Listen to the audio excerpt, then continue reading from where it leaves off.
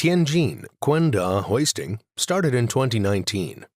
As the TOYO brand global sales center, Quanda has 3 production bases: Xuande, Guangdong, Zhejiang Ningbo, Hebei Renqiu.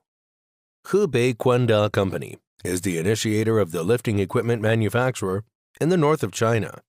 Produced the chain block, lever hoist, mini electric hoist, electric chain hoist, stage hoist, wire rope hoist, intelligent hoist, winch, jack, pallet truck, and other full series of lifting products.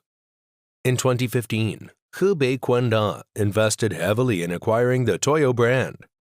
With its headquarters in Japan, it has laid a solid foundation for expanding market share and expanding overseas business. Hebei Quanda products are past the CE/GS testing. We have professional engineer support, a high-efficiency sales team, and competitive price superiority, and attract customers from all over the world.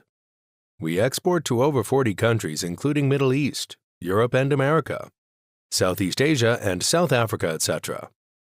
After several years of development, Quanda advanced intelligent assembly lines and production equipment, from parts to the whole machine.